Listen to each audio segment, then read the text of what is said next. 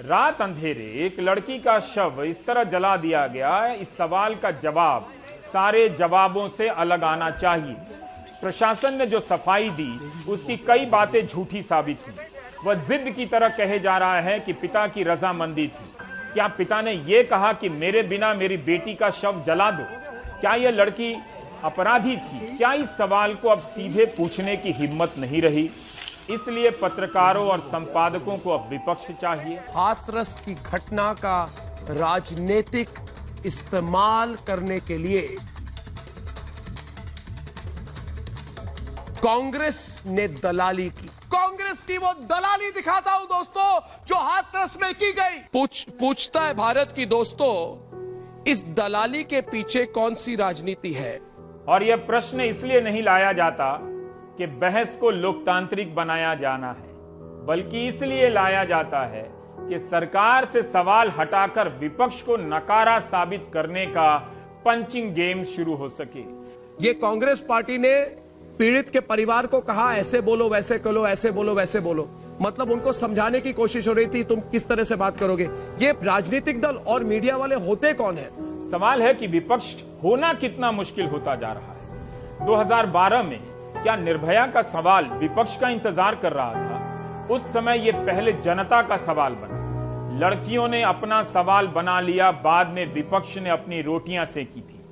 नहीं, मैं राहुल गांधी तो हिंदी नहीं बोलते। राहुल गांधी को हिंदी बोलनी कहीं आती है? सिद्धार्थ जी क्या बात कर रहे हैं आप? नहीं, आप ये तो पूरे फॉरेन रिटर्न है। अर्नब भाई आप मुद्दे से भटक जाते हैं। सीधे लॉस एंजलिस से आके हाथरस में गिरे। चाहे तो प्रधानमंत्री का पुराना ही बयान चला दें जो 2017 के यूपी चुनाव के समय उन्होंने कहा था। आखिर बदला भी क्या है?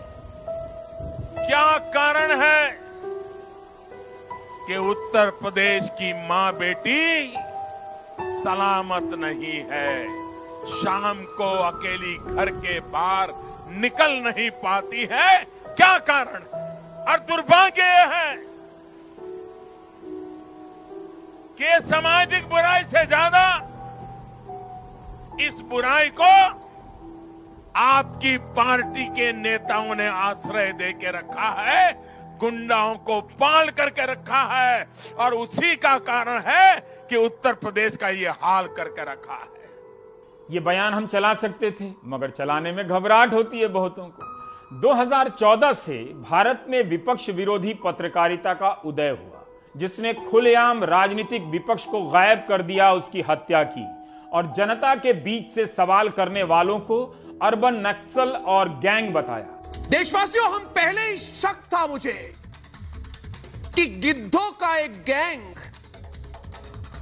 हाथरस के ऊपर मंडरा रहा है। क्या गिद्ध गैंग में शामिल ये मीडिया आज पूरे देश के सामने माफी मांगेंगी? सारे ये जो मोमबत्ती गैंग है ना, ऐसे ही लोग को गिद्ध कहते हैं, जो इंग्लिश में कहते हैं वल्चर। इन हाथरस के गिद्धों की गर्दन पकड़ने का समय आ गया है। इस पैटर्न को आप समझ लें।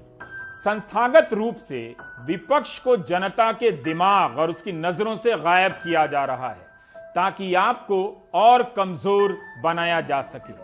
एक बार नईम जी, जवाब के पहले आप सब लोग हाथ जोड़ के देश से माफी मांगिए।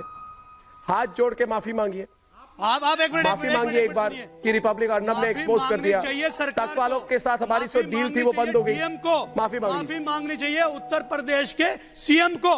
उत्तर प्रदेश की कानून व्यवस्था पर लगातार सवाल खड़े हो रहे हैं। महिलाओं और नाबालिग बच्चियों के साथ यौन शोषण, रेप और हत्या की ये तमाम घटनाएं बता रही हैं कि समाज में कानून का डर जैसे खत्म हो रहा है। इसके लिए राज्य सरकार तो काफी हद तक जिम्मेदार मानी ही जाएगी, लेकिन हमारा समाज भी कम जिम्मेदार नहीं है, जो लड़की को हमेशा कमतर मानता है, कमजोर मानता आया है और बेजुबान मानता आया है। ऐसी घटनाएं ना हो, इसके लिए सरकार के साथ साथ समाज को भी अपनी जिम्मेदारी समझनी होगी और अपनी लड़कियों को ही नहीं, अपने लड़कों को भी समझाना और सुधारना होगा।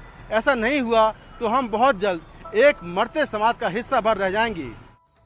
दोस्तों, हाथरस के गिद्धों को बेनकाब करने के बाद आज बारी सुशांत के गुनहगारों के आखिरी हिसाब की है, क्योंकि कल सीबीआई सुशांत सिंह राजपूत केस में 302 यानी कि हत्या के तहत जांच करने जा रही है। आज पूरी दुनिया ने देखा कि दिल्ली के जंतर मंतर पर सुशांत सिंह राजपूत के लिए जन आंदोलन हुआ। देश के हर कोने कोने से लोग आए, सबने एक आवाज में कहा सुशांत को इंसाफ तक जंग हमारी जारी है। आज जंग का दिन है, कल जश्न का दिन होगा, क्योंकि सुशांत के लिए जो लड़ाई हम 100 दिन से लड़ रहे हैं, कल उसका विजय दिवस है। ऐसे कार्यक्रमों से आपकी जिंदगी से पत्रकारिता की बुनियादी जरूरत ही मिटाई जा रही